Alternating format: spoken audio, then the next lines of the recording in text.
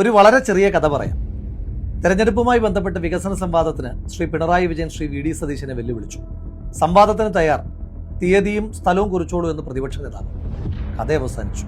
കഥ മാത്രമല്ല, സർക്കാരിന്റെ കാര്യവും അവസാനിച്ചു. പരസ്യ സംവാദത്തിൽ നിന്ന് മുങ്ങിയ മുഖ്യമന്ത്രി പിന്നെ പൊങ്ങിയത് CIDമാർ മാനേജ് ചെയ്യുന്ന ഫേസ്ബുക്കിലാണ്. ഇനി ആ ഫേസ്ബുക്ക് സംവാദം നോക്കാം. ഇരുണ്ട കാലമാണത്രേ. ഏത് കാലം? ശ്രീ ഉമ്മൻചാണ്ടി സാർ കേരളം ഭരിച്ചിരുന്ന 2011 മുതൽ 16 വരെ ഇരുണ്ട കാലമാണ്. മുഖ്യമന്ത്രി തുടങ്ങിയ ക്യാമ്പയിനാണ്. അതിനകത്ത് ആദ്യം തന്നെ പറയുന്നു, മുടങ്ങിയ ക്ഷേമം 18 മാസം വരെ ക്ഷേമ പെൻഷൻ കുടിശ്ശിക വരുത്തിയ UDF കാലം. ശ്രീ വിജയ, നിങ്ങൾ എന്തൊരു വലിയ കള്ളനാണ്. പച്ചക്കിങ്ങനെ കള്ളം പറയാൻ നിങ്ങൾക്ക് ചില്ലറ ഉളുപ്പൊന്നും പോരാ. എത്ര കാലമായി ഫേസ്ബുക്കിലും നിയമസഭയിലും ചാനൽ ചർച്ചകളിലുമൊക്കെ പോരാളി ഷാജി തൊട്ട് പോരാളി വിജയൻ വരെ തേഞ്ഞൊട്ടിയ ക്യാപ്സൂളുമായിട്ടാണ് മുഖ്യമന്ത്രി ഈ തെരഞ്ഞെടുപ്പിലെത്തിയിരിക്കുന്നത്.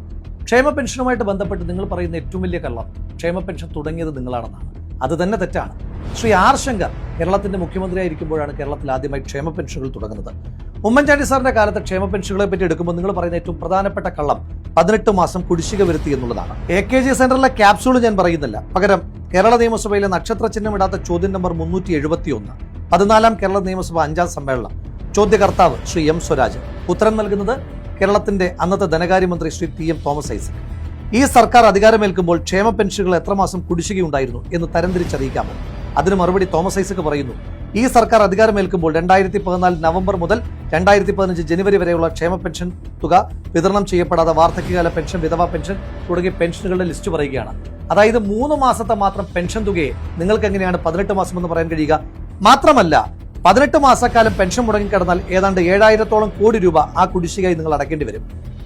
ബഹുമാന്യനായ കേരളത്തിന്റെ ധനകാര്യ വകുപ്പ് മന്ത്രി 2017 അവതരിപ്പിച്ച ബഡ്ജറ്റിൽ തന്നെ പറഞ്ഞിരിക്കുന്നു 1000 കോടിക്കടുത്ത് മാത്രമാണ് മുൻ സർക്കാരിന്റെ കുടിശ്ശിക അടച്ചിട്ടുള്ളത് എന്ന്. മാത്രമല്ല, പെൻഷനുമായിട്ട് ബന്ധപ്പെട്ട് ഉമ്മൻചാണ്ടി സാർ വർധനവ് വരുത്തിയിട്ടില്ല എന്നാണ് നിങ്ങൾ പറയുന്നത്. അത് എത്ര വലിയ കള്ളമാണ്. കേരളത്തിൽ ഉമ്മൻചാണ്ടി സാറിന്റെ കാലത്ത് മൾട്ടിപ്പിൾ പെൻഷൻ സമ്പ്രദായമായിരുന്നു. അതായത് ഒരാൾക്ക് 3 പെൻഷൻ വരെ കിട്ടുന്ന സാഹചര്യം ഉണ്ടായിരുന്നു. ഇപ്പോൾ അവിടെ നിന്ന് സിംഗിൾ പെൻഷനായി, ഒരാൾക്ക് പരമാവധി 1 പെൻഷൻ മാത്രം. ഉമ്മൻചാണ്ടി സാറിന്റെ കാലത്ത് 300 രൂപയായിരുന്ന പെൻഷൻ അത് അദ്ദേഹം തന്നെ 400 ആക്കി, 500 ആക്കി, 600 ആക്കി, 1000 ആക്കി, 1100 ആക്കി, 1200 ആക്കി. ഒരു പെൻഷൻ 1400 ആക്കിയതിനു ശേഷം മാത്രമാണ് ശ്രീ ഉമ്മൻചാണ്ടി സാർ അധികാരം വിട്ടൊഴിയുന്നത്. ഉമ്മൻചാണ്ടി സാറിന്റെ ഗവൺമെന്റിന്റെ കാലത്ത് പെൻഷൻ മേഖലയിൽ വരുത്തിയ മറ്റൊരു വിപ്ലവകരമായ മാറ്റം 2011 ആണ്ട് വരെ കേരളത്തിൽ ആകെ പെൻഷൻ വാങ്ങുന്ന ആളുകളുടെ എണ്ണം 16 ലക്ഷമായിരുന്നത് ഉമ്മൻചാണ്ടി സാറിന്റെ കാലത്ത് 34 ലക്ഷമായി മാറ്റി. മാത്രമല്ല, മറ്റു ചില ക്ഷേമ പെൻഷൻ 8 ലക്ഷം കൂടി കൂട്ടുമ്പോൾ 42 ലക്ഷം ആളുകൾക്ക് ഈ സർക്കാർ പെൻഷൻ കൊടുത്തിരുന്ന സർക്കാരിനെയാണ് ഉമ്മൻചാണ്ടി സാർ നയിച്ചുകൊണ്ടിരുന്നത്. ഇനി നിങ്ങളുടെ സർക്കാരിന്റെ പ്രത്യേകത എന്താണ്? ശ്രീ പിണറായി വിജയൻ കേരളത്തിന്റെ മുഖ്യമന്ത്രിയായതിനു ശേഷമാണ് പെൻഷൻ കൊടുക്കുവാൻ വേണ്ടി പ്രത്യേകമായി പെട്രോളിനും ഡീസലിനും 2 രൂപ വീതം സെസ് ഏർപ്പെടുത്തിയത്. എന്നിട്ടും നിങ്ങൾ 4-5 മാസം പെൻഷൻ മുടക്കിയതിന്റെ ഭാഗമായിട്ട് ചക്കിട്ടപ്പാറയിലെ ജോസഫ് എന്ന് പറയുന്ന ഒരു സാധു മനുഷ്യന് ആത്മഹത്യ ചെയ്യേണ്ടി വന്ന സാഹചര്യം ഈ നാട്ടിലുണ്ടായിട്ടില്ല. ഈ തെരഞ്ഞെടുപ്പ് കാലത്ത് നിങ്ങളുടെ മറ്റൊരു പ്രധാനപ്പെട്ട ക്യാപ്സ്യൂളാണ് പവർക്കെട്ടില്ലാത്ത കേരളം. ശ്രീ വിജയനോട് ചോദിക്കുന്നു, പവർക്കെട്ട് ഒഴിവാക്കാൻ ഈ സർക്കാർ ചെയ്ത നടപടി എന്താണ്? എവിടെ നിന്നാണ് തുടക്കം? പവർക്കെട്ടില്ലാത്ത കേരളം എന്ന ക്യാമ്പയിൻ നിങ്ങൾക്ക് നടത്താൻ പറ്റുന്നത് 2016 ശ്രീ പിണറായി വിജയൻ മഴുവറിഞ്ഞുണ്ടായതാണ് കേരളം എന്ന് വിശ്വസിക്കുന്ന ഒരു സംഘം അല്പബുദ്ധികളായ വിജയൻ സേനക്കാർ പറയുന്ന മറ്റൊരു പ്രധാനപ്പെട്ട പ്രചരണം പവർക്കെട്ടില്ലാത്ത കേരളമാണ് വിജയന്റെ കാലമാണ്. ഒരു കാര്യം തിരിച്ചു ചോദിച്ചോട്ടെ, കേരളത്തിൽ ഇന്ന് പവർക്കെട്ടില്ലാതാകാൻ ശ്രീ പിണറായി വിജയന്റെ കാലത്ത് 16 മുതൽ 26 വരെ എടുത്ത സവിശേഷമായ ഇടപെടൽ എന്താണ്? ഇന്ന് കേരളത്തിൽ പവർക്കെട്ടില്ലാതിരിക്കുന്നുവെങ്കിൽ അതിന് 3 പ്രധാനപ്പെട്ട കാരണങ്ങളാണുള്ളത്. ഒന്ന്, 2012 ദക്ഷിണേന്ത്യൻ സംസ്ഥാനങ്ങളിൽ വൈദ്യുതി പ്രതിസന്ധി രൂക്ഷമായപ്പോൾ എല്ലാ സംസ്ഥാനങ്ങളിലും വൈദ്യുതി ലഭ്യമാക്കുവാൻ വേണ്ടിയിട്ട് ശ്രീ മൻമോഹൻ സിംഗിന്റെ ഗവൺമെന്റ് നടപ്പിലാക്കിയ നാഷണൽ ഗ്രിഡ് പോളിസി. അങ്ങനെ 2013 മുതൽ രാജ്യത്ത് എവിടെ നിന്ന് വേണമെങ്കിലും കേരളത്തിലേക്ക് വൈദ്യുതി എത്തിക്കുവാൻ ആവശ്യമായിട്ടുള്ള നയങ്ങൾ ആ സർക്കാരിന്റെ ഭാഗത്തുനിന്നുണ്ടായി.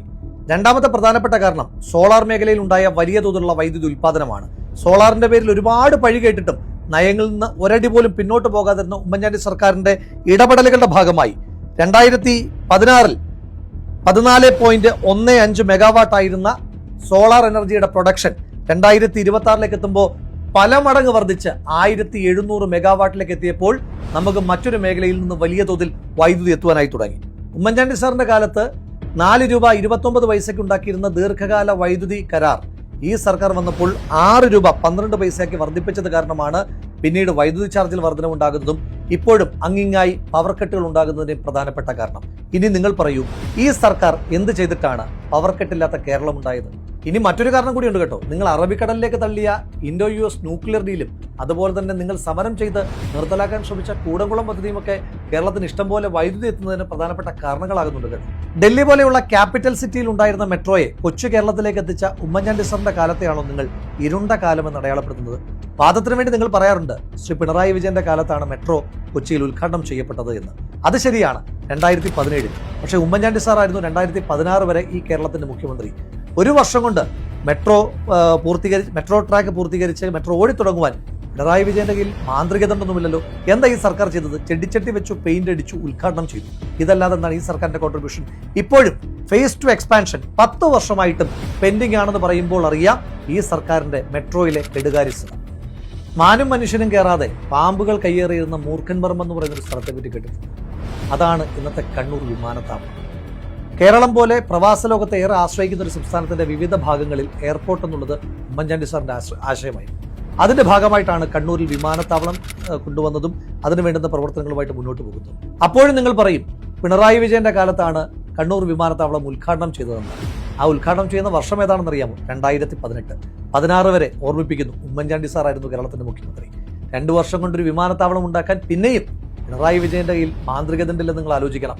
ഉമ്മൻചാണ്ടി സാർ മുഖ്യമന്ത്രി ആയിരിക്കുമ്പോൾ തന്നെ ടെസ്റ്റ് ഫ്ലൈയുടെ ഭാഗമായി ആദ്യ വിമാനം കണ്ണൂർ വിമാനത്താവളത്തിൽ ലാൻഡ് ചെയ്യുമ്പോൾ EP ജയരാജന്റെ നേതൃത്വത്തിൽ പുറത്ത് സമരമുണ്ടായിരുന്നു.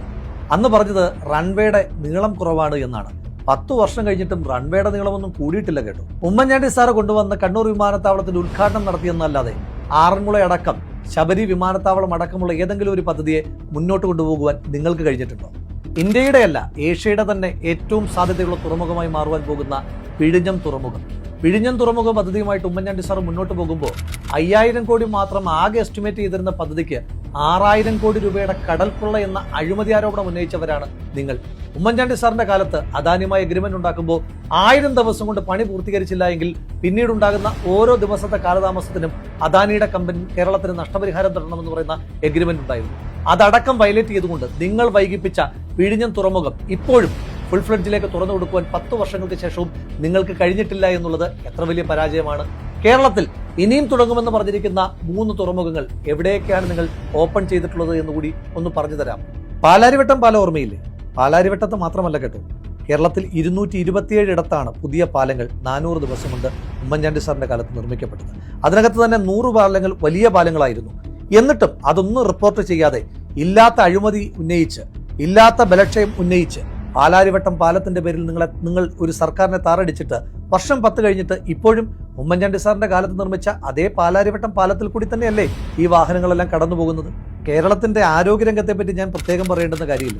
ശസ്ത്രക്രിയയ്ക്ക് ശേഷം കത്രിക മറന്നു വെക്കുന്ന കേരളത്തിന്റെ ആരോഗ്യവകുപ്പിൽ മന്ത്രിക്ക് പെടലിക്ക് മാരകമായ ഒരു രോഗം വന്നിട്ട് ജില്ലാ ആശുപത്രി മുതൽ മെഡിക്കൽ കോളേജ് വരെ പോയിട്ടും എന്താണ് രോഗമെന്ന് ഇപ്പോഴും സ്ഥിരീകരിക്കാൻ കഴിയാത്ത കേരളത്തിൽ ഈ സർക്കാരിന്റെ കാലത്തെ ആരോഗ്യരംഗത്തെയും ഉമ്മൻചാണ്ടി സാറിന്റെ കാലത്തെ ആരോഗ്യരംഗത്തെയും തമ്മിലൊന്ന് താരതമ്യം ചെയ്ത് നോക്കൂ. കോവിഡിന്റെ കാലത്ത് PR ഒരുപാട് ചെയ്തുവെങ്കിലും പുതിയ കണക്കുകൾ പ്രകാരം എന്താണ് തെളിയിക്കുന്നത്? ഈ രാജ്യത്ത് ഏറ്റവും അധികം കോവിഡ് കേസുകൾ റിപ്പോർട്ട് ചെയ്യപ്പെട്ട 2ാമത്തെ സംസ്ഥാനം കേരളമാണ്. ഈ രാജ്യത്ത് ഏറ്റവും അധികം കോവിഡ് ഡെത്തുകൾ റിപ്പോർട്ട് ചെയ്യപ്പെട്ട സംസ്ഥാനം കേരളമാണ്. ഈ രാജ്യത്ത് ഏറ്റവും അധികം കോവിഡ് ഡെത്തുകൾ മറച്ചു വെച്ച സംസ്ഥാനവും കേരളമാണ്. അവിടെയാണ് ഉമ്മൻചാണ്ടി സാറിന്റെ കാലത്ത് പുതിയ 16 മെഡിക്കൽ കോളേജ്, അതിന്റെ പാലക്കാട് മെഡിക്കൽ കോളേജ്, പത്തനംതിട്ടയിലെ കോന്നി മെഡിക്കൽ കോളേജ് അടക്കമുള്ള 16 പുതിയ മെഡിക്കൽ കോളേജുകൾ കൊണ്ടുവന്നൊരു സർക്കാർ. ആ സർക്കാരിന്റെ മെഡിക്കൽ കോളേജുകളെ ഉമ്മൻചാണ്ടി സാറിന്റെ കാലത്ത് കൊണ്ടുവന്നു എന്നതിന്റെ പേരിൽ മാത്രം അട്ടിമറിച്ച സർക്കാരല്ലേ നിങ്ങളുടേത്? ഈ അടുത്ത ദിവസങ്ങളിൽ നമ്മൾ വായിച്ച ഏറ്റവും പ്രധാനപ്പെട്ട വാർത്തകളിലൊന്നാണ് തിരുവനന്തപുരം മെഡിക്കൽ കോളേജിൽ അഗ്നിബാധയെ തുടർന്ന് 5 പേർ ദാരുണമായി കൊല ചെയ്യപ്പെട്ട സംഭവം. അഗ്നിബാധ ഉണ്ടായപ്പോൾ പെട്ടെന്ന് മറ്റൊരു മെഡിക്കൽ കോളേജിലേക്ക് ഷിഫ്റ്റ് ചെയ്യുവാൻ പറ്റിയിരുന്നുവെങ്കിൽ ആ രോഗികൾ കൊല്ലപ്പെടുമായിരുന്നില്ല. തിരുവനന്തപുരത്ത് ഉമ്മൻചാണ്ടി സാറിന്റെ കാലത്ത് 2ാമത്തെ മെഡിക്കൽ കോളേജ് കൊണ്ടുവന്നതാണല്ലോ. അതിന്റെ കെട്ടിടത്തിന്റെ നിർമ്മാണവും അതുപോലെ തന്നെ ഇന്ത്യൻ മെഡിക്കൽ കൗൺസിലിന്റെ അംഗീകാരവും എല്ലാം പൂർത്തീകരിച്ചിട്ടും ഉമ്മൻചാണ്ടി സാർ കൊണ്ടുവന്നു എന്നതിന്റെ ഒറ്റ കാരണം പറഞ്ഞുകൊണ്ട് അത് തുറന്നു കൊടുക്കാത്ത സർക്കാരല്ലേ പിണറായി വിജയന്റെ സർക്കാർ? നിങ്ങളല്ലേ ആ 5 കൊലപാതകങ്ങൾക്ക് ഉത്തരവാദികൾ? ഈ സർക്കാരിൻ്റെതായ ഏറ്റവും പ്രധാനപ്പെട്ട അവകാശവാദം നാഷണൽ ഹൈവേ ആണ്. തള്ളൊക്കെ കേട്ട് കഴിഞ്ഞാൽ നമ്മൾ വിചാരിക്കും പാറശാലയ്ക്ക് അപ്പുറവും മഞ്ചേശ്വരത്തിന് ഇപ്പുറവും ദേശീയപാതയില്ല, ഈ കേരളത്തിൽ മാത്രമേ ഉള്ളൂ എന്ന്. ദേശീയപാത നിർമ്മാണത്തിൽ സംസ്ഥാന സർക്കാരിന് യാതൊരു പങ്കുമില്ല. ആ മുതൽ ക്ഷ വരെ ചെയ്യുന്നത് നാഷണൽ ഹൈവേ അതോറിറ്റി ഓഫ് ഇന്ത്യയാണ്. ഇതെന്റെ വാക്കുകളല്ല. 22/5/2025 ഹൈവേ തകർന്നപ്പോൾ കേരളത്തിന്റെ മുഖ്യമന്ത്രി ശ്രീ പിണറായി വിജയൻ പറഞ്ഞ വാക്കുകളാണ്. കൂളിമാട് പാലം തകരുമ്പോൾ കാറ്റിന്റെ കുഴപ്പം, കരാറുകാരന്റെ കുഴപ്പം. ചെറിയൊരു കലിങ്ക് കെട്ടിയാൽ എൻ്റെ റിയാസിൻ്റെയും ക്രെഡിറ്റ് എന്ന് പറയുന്ന കേരളത്തിൻ്റെ മുഖ്യമന്ത്രിയുടെ തന്നെ വാചകങ്ങളാണിത്. നാഷണൽ ഹൈവേയുമായി ബന്ധപ്പെട്ട് നിങ്ങൾ പറയുന്ന മറ്റൊരു പ്രധാനപ്പെട്ട ആർഗ്യുമെന്റ്, ഈ സർക്കാരിന്റെ കാലത്താണ് അത്രേ ഭൂമി ഏറ്റെടുക്കുവാൻ കഴിഞ്ഞത്. മുൻ സർക്കാർ അത് പൂട്ടിപ്പോയിരുന്നു അത്രേ. യാഥാർത്ഥ്യം എന്താണ്? 2013 ശ്രീ മൻമോഹൻ സിംഗ് ഇന്ത്യയുടെ പ്രധാനമന്ത്രി ആയിരിക്കുമ്പോഴാണ് ഈ ഭൂമി ഏറ്റെടുക്കലുമായി ബന്ധപ്പെട്ട് ന്യായമായ കോമ്പൻസേഷൻ കൊടുക്കുന്ന പുതിയ ഒരു നിയമം ഈ രാജ്യത്ത് കൊണ്ടുവരുന്നത്. അതിന്റെ ചുവട് പിടിച്ചുകൊണ്ട് 2014 തൊട്ട് ഇങ്ങോട്ടാണ് ന്യായ വില കിട്ടി തുടങ്ങിയത്. അതിന്റെ അടിസ്ഥാനത്തിലാണ് ആളുകൾ ഭൂമി കൊടുക്കുവാൻ തയ്യാറായത്. ഇനിയൊന്ന് പറയട്ടെ, കോഴിക്കോടടക്കം പാലക്കാട് അടക്കമുള്ള പ്രദേശങ്ങളിൽ ദേശീയ ഹൈവേക്കെതിരായിട്ട് ഏറ്റവും അധികം സമരം ചെയ്തതാരാണ്? നിങ്ങളല്ലേ. ദേശീയ ഹൈവേക്കെതിരായിട്ട് സമരം ചെയ്ത മുരളിയെ ഗുരുവായൂർ ദേവസ്വം ബോർഡിന്റെ ചെയർമാനാക്കിയ പാർട്ടിക്കാരല്ലേ നിങ്ങൾ? ഈ സർക്കാരിന്റെ മറ്റൊരു നേട്ടമായി പറയുന്നത് ഗെയിൽ വാതക പൈപ്പ് ലൈൻ നടപ്പിലാക്കിയെന്നാണ്. ഗെയിൽ ഭൂമിക്കടിയിലെ വാതക ബോംബ് എന്ന് മുദ്രാവാക്യം വിളിച്ച് സമരം ചെയ്ത പി രാജീവാണെന്ന് കേരളത്തിന്റെ വ്യവസായ മന്ത്രി എന്നുകൂടി ആലോചിച്ചിട്ട് വേണം സർക്കാർ അങ്ങനൊരു അവകാശവാദം ഉന്നയിക്കാൻ. രാജീവിനെ പറ്റി പറഞ്ഞപ്പോഴവർക്ക് ഈ സർക്കാരിന്റെ മറ്റൊരു പ്രധാനപ്പെട്ട നേട്ടമായി പറയുന്നത് കേരളത്തിൽ കഴിഞ്ഞ 5 വർഷക്കാലം കൊണ്ട് 5 ലക്ഷം പുതിയ സംരംഭങ്ങൾ തുടങ്ങിയെന്നാണ്. അതിന്റെ കണക്ക് നമുക്ക് നോക്കാം. കേരളത്തിൽ ആകെയുള്ളത് 941 ഗ്രാമപഞ്ചായത്തുകളാണ്.